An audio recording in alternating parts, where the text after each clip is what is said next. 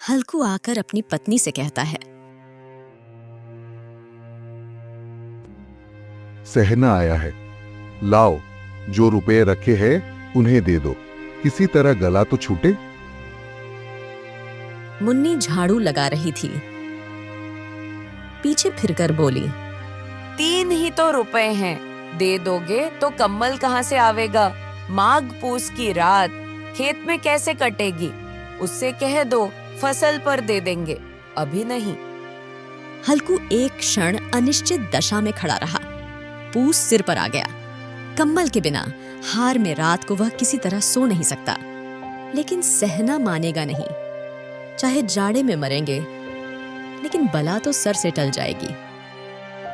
यही सोचते सोचते मुन्नी के समीप आ गया और बोला, गला तो छूटे, कंबल की तदबीर हम बाद में सोच लेंगे। मुन्नी उसके पास से दूर हट गई और आंखें तरेड़ते हुए बोली, कर चुके तुम कंबल की दूसरी तदबीर। कौन तुम्हें कंबल खैरात में देगा? ना जाने किस किस का उधार बाकी है, खत्म ही नहीं होता। तुम खेती छोड़ दो जी, मजूरी कर लो। रोज के रोज जो मजदूरी मिलेगी हम उसमें गुजारा कर लेंगे। हल्कू उदास होकर बोला, तो क्या गाली खाऊं? गालियां क्यों देगा? क्या उसका राज है? मगर ये कहने के साथ ही उसकी तनी हुई भौहें ढीली पड़ गई। वो जाकर पैसे निकाल लाई और हल्कू के हाथ पर रख दिए। तुम छोड़ दो अब ये खेती। मजूरी में सुख से एक रोटी खाने को तो मिलेगी, किसी की धौंस तो ना रहेगी। ऐसी खेती किस काम की कि मजूरी करके लाओ और वो भी इसमें झोंक दो और उस पर ये धौंस सहो। हल्कू ने पैसे लिए और इस तरह बाहर चला मानो अपना हृदय निकाल कर देने जा रहा हो। एक एक पग के साथ उसका मस्तक अपनी दीनता के भार से दबा जा रहा था। पूस की अंधेरी रात, आसमान में तारे भी ठिठुरते हुए मालूम होते थे। हल्कू अपने खेत के किनारे ऊं के पत्तों की छतरी के नीचे बांस के खटोले पर अपनी सूती चादर ओढ़े पड़ा कांप रहा था। खाट के नीचे उसका संघी कुत्ता जबरा पेट में मुंह डाले सर्दी से कूं कूं कर रहा था। दोनों में से एक को भी नींद नहीं आ रही थी। हल्कू ने जबरा से कहा, क्यों जबरा, जाड़ा लगता है? कहता तो था घर में पुआल पर लेटा रहा। तू यहाँ क्या लेने आया था? अब खाओ ठंड, मैं क्या करूं? अब रो। जबरा ने पड़े पड़े दुम हिलाए। उसकी श्वान बुद्धि ने शायद ये ताड़ लिया था कि स्वामी को मेरी कुंकू से नींद नहीं आ रही है। हल्कू ने जबरा की ठंडी पीठ सहलाते हुए कहा, कल से मत आना, वरना ठंडे हो जाओगे। ये पछुआ न जाने कहां से बर्फ लिए आ रही है। किसी तरह बस रात कट जाए। ये खेती का मजा है। मोटे गद्दे, लिहाफ, कंबल तकदीर की खूबी है। मेहनत हम करे, मजा दूसरे लूटे। सहसा जबरा ने किसी जानवर की आहट पाई। वो झटपट उठा और छपरे से बाहर आकर भौंकने लगा। हल्कू ने उसे कई बार पुचकार कर बुलाया, पर वो उसके पास नहीं आया। वो खेत में चारों ओर भौंकता रहा।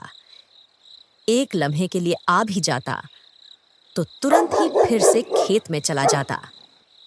1 घंटा बीत गया। सर्दी बढ़ने लगी।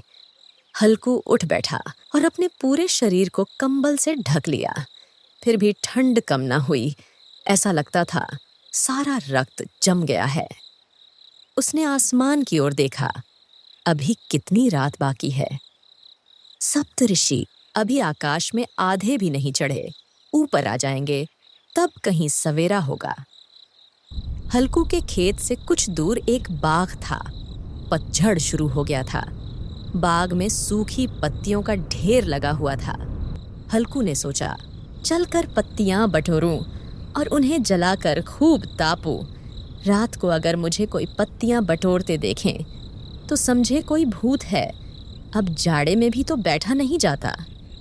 उसने पास के खेत से कुछ पौधे उखाड़ लिए और उससे एक झाड़ू बनाकर बाग की ओर चल पड़ा। जबरा ने उसे आते देखा तो पास आया और दुम हिलाने लगा। हल्कू ने कहा, अब तो नहीं रहा जाता जबरू, चलो बगीचे में पत्तियां बटोर कर तापे। हल्कू बाग में पत्तियां बटोरने लगा। थोड़ी देर में पत्तियों का ढेर लग गया। हाथ ठिठुरे जाते थे, पांव गले जाते थे और वो पत्तियों का पहाड़ खड़ा कर रहा था। थोड़ी देर में आलाप जल उठा। उसकी लौ वृक्ष की पत्तियों को छू छू कर भागने लगी। हल्कू आलाप के सामने बैठा ताप रहा था। उसने दोनों पैर फैला दिए, मानो ठंड को ललकार रहा हो। उसने जबरा से कहा, क्यों जबरा, अब तो ठंड नहीं लग रही है ना? जबरा ने भी कूं कूं कर जवाब दिया। पहले से ये बात दिमाग में आ जाती तो इतनी ठंड न खानी पड़ती।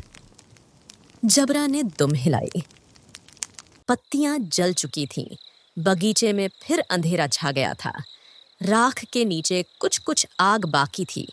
हल्कू ने फिर चादर ओढ़ ली और गरम राख के पास बैठा एक गीत गुनगुनाने लगा। उसके जिस्म में गर्मी आ गई थी, परंतु जैसे जैसे शीत बढ़ता जाता था उसे आलस्य दबाए लेता था। जबरा जोर से भौंका और खेत की ओर चला गया। हल्कू को ऐसा मालूम हुआ जैसे एक जानवर का झुंड उसके खेत में आया हो। शायद नीलगाय का झुंड था। उनके दौड़ने और कूदने की आवाज साफ कान में आ रही थी। फिर ऐसा मालूम हुआ कि वो खेत में चल रही है। उसके दिल ने कहा, नहीं, जबरा के होते हुए कोई जानवर खेत में नहीं आ सकता। वो नोच ही डाले। मुझे भ्रम हो रहा है। अब तो कुछ नहीं सुनाई देता।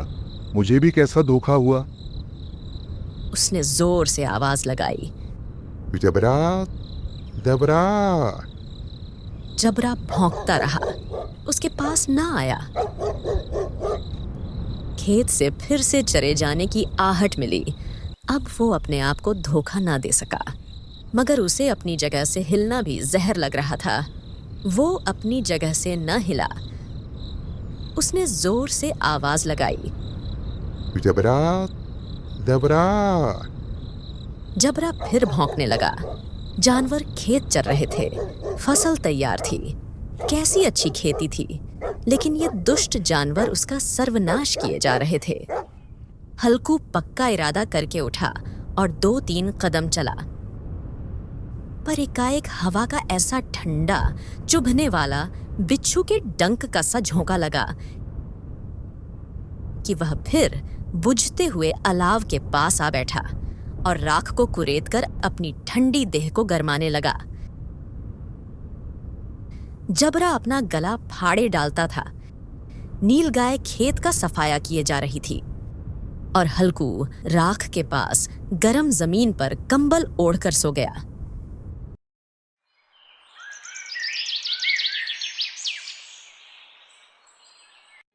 सवेरे जब उसकी आंख खुली तो चारों ओर धूप फैल गई थी। क्या आप सोते ही रहोगे? तुम यहाँ आकर रम गए और उधर सारा खेत चौपट हो गया। भला कोई ऐसा भी सोता है? तुम्हारे यहाँ मड़ैया डालने से क्या फायदा हुआ? हल्कू ने बहाना बनाया, मैं मरते मरते बचा। तुझे खेत की पड़ी है। पेट में ऐसा दर्द हुआ कि मैं ही जानता हूँ। दोनों फिर खेत की डांड पर गए और देखा सारा खेत रौंदा पड़ा है और जबरा चित लेटा पड़ा है, मानो बदन में प्राण न हो। दोनों खेत की दशा देख रहे थे। मुन्नी दुखी मन से बोली, अब मजदूरी करके माल गुजारी भरनी पड़ेगी। हल्कू ने प्रसन्न मुख से कहा, रात की ठंड में यहाँ सोना तो ना पड़ेगा।